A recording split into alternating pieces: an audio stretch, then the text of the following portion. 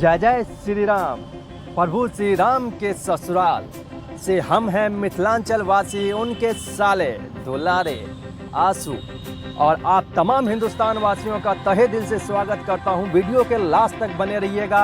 आज मैं आपको जानकारी देने वाला हूं 16 जनवरी से 22 जनवरी के बीच कौन कौन सी तिथि पर कौन कौन से त्यौहार मनाए जाने वाले हैं, कौन कौन से विधि से पूजा होगी, प्रभु श्री राम की मूर्ति श्यामल होगी या श्वेत, इसका भी चयन हो गया है, और वो कौन से मूर्तिकार भाग्यशाली हैं, वो सारी जानकारी इस वीडियो में देने वाला हूं। तो बने रहिए वीडियो के साथ। तो चलिए पहले शुरू करते हैं 16 जनवरी से। 16 जनवरी एक ऐसा दिन आने वाला है कि ये मंदिर इतना आसान नहीं था बनना, और आप भी जानते हैं कि राम मंदिर इतना भव्य जो बन रहा है, इसके पीछे की कहानी बहुत ही खास है। इसमें बहुत सारे बलिदान दिए गए हैं, सैकड़ों लोग सड़क पे आए तब जाके, और 500 साल के लंबे इंतजार के बाद राम मंदिर भव्य बन के तैयार होने वाला है अयोध्या नगरी में, और जहाँ पे प्रभु श्री राम का जन्म हुआ था। और वहाँ पे 22 जनवरी का वो ऐसा पल आने वाला है जहाँ भारतवासी ही नहीं, पूरे देश विदेश में जितने भी हिंदू सनातन धार्मिक हैं वो तृप्त होने वाले हैं। तो बने रहिए वीडियो के साथ।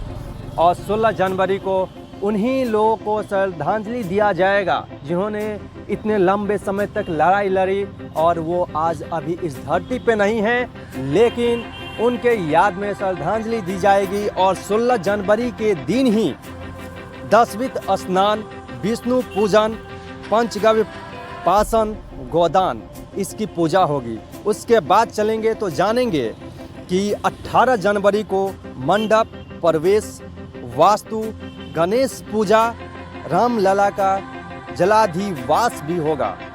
और चलते हैं जानते हैं 20 जनवरी 2024 को देश की अलग अलग नदियों से 81 कलशों में लाए गए जल से भगवान राम का जलाभिषेक भी होने वाला है।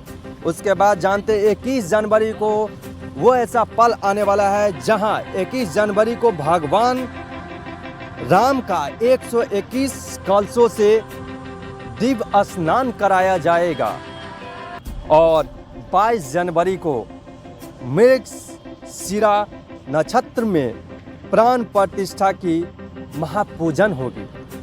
और चलिए अब मैं आपको जानकारी देने वाला हूं कि कौन से मूर्तिकार का भाग्य चमका, प्रभु श्री राम का असीम कृपा पड़ा, क्योंकि भारत के 3 बड़े मूर्तिकार, महान मूर्तिकार में से एक मूर्तिकार के मूर्ति का चयन किया गया है। तो बने रहिए वीडियो के साथ, सारी जानकारी देने वाला हूँ।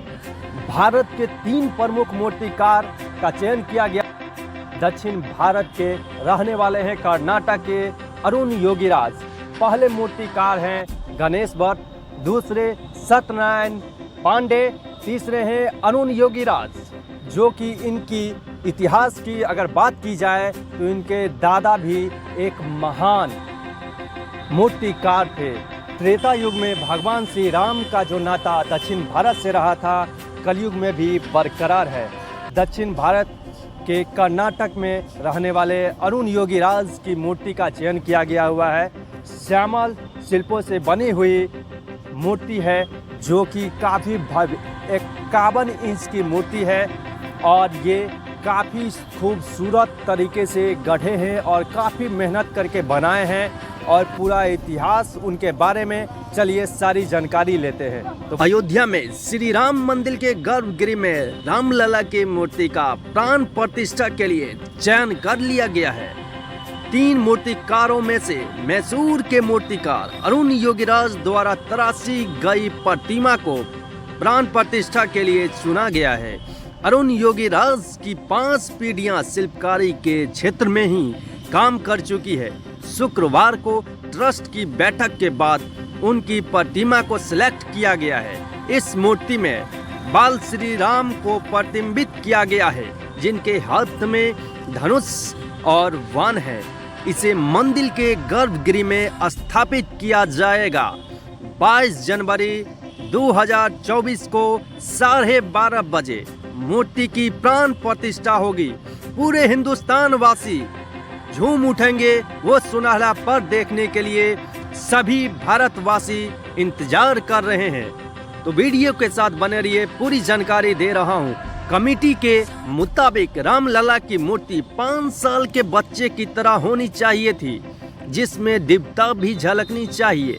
रामचरितमानस और वाल्मीकि रामायण में वर्णित श्री राम की छवि के आधार पे यह प्रतिमा बनाई गई है।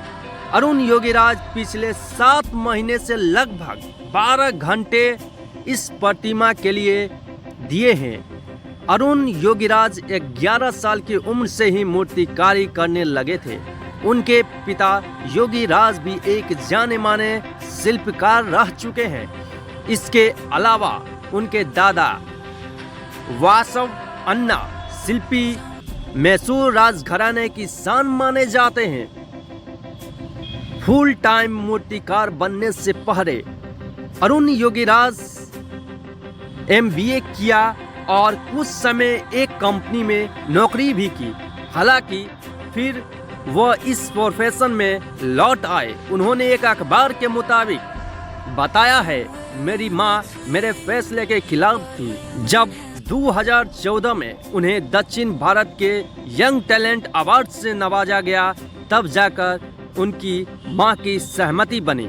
मूर्तिकारी में आने के बाद उन्होंने कई अहम मूर्तियां बनाई, जिन्हें देखने देश विदेश से लोग आते हैं।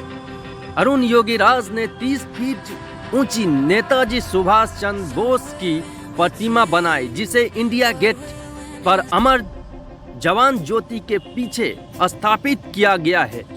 प्रधानमंत्री मोदी ने नेताजी की 125वीं जयंती के मौके पर इसका अनावरण किया था।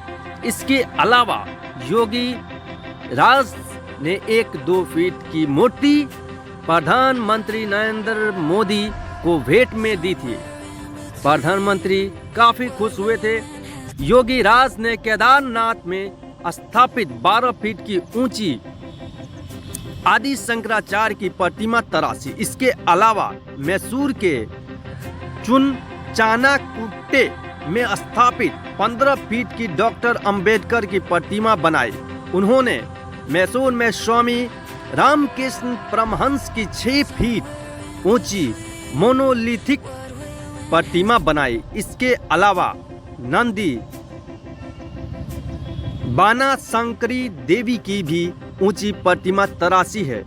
उन्हें UN से भी सम्मानित किया गया है। और प्रभु श्री राम ने असीम कृपा दिखाई है, जो कि इन्होंने इतनी मेहनत से मूर्तिकारी की। और आज प्रभु श्री राम की पाल अवस्था की जो दृश्य आपको देखने को मिलेगा अयोध्या राम मंदिर में, वो इन्हीं के हाथों से बनी मूर्ति है, जो आप देख सकते हैं कि कितनी खूबसूरत मूर्ति है। आप भी दर्शन कर लीजिए। अगर आपको मौका मिलता है तो ज़रूर आइएगा, लेकिन 22 जनवरी के बाद, क्योंकि अभी भीड़ इतनी होगी कि देश विदेश से लोग आ रहे हैं और आने वाले हैं। इसलिए थोड़ा सा वक्त लीजिएगा। अब ये 1000 वर्षों तक रहने वाली है। तो वीडियो कैसी लगी आप ज़रूर कमेंट कीजिएगा और अपने भाई पे प्यार सपोर्ट बनाए रखिए। आपको प्रभु श्री राम की असीम अनोखी कहानियाँ आपके बीच रूबरू कराता रहूँगा। तब तक अपना ख्याल रखें, अपने परिवार का ख्याल रखें। Love you all friends.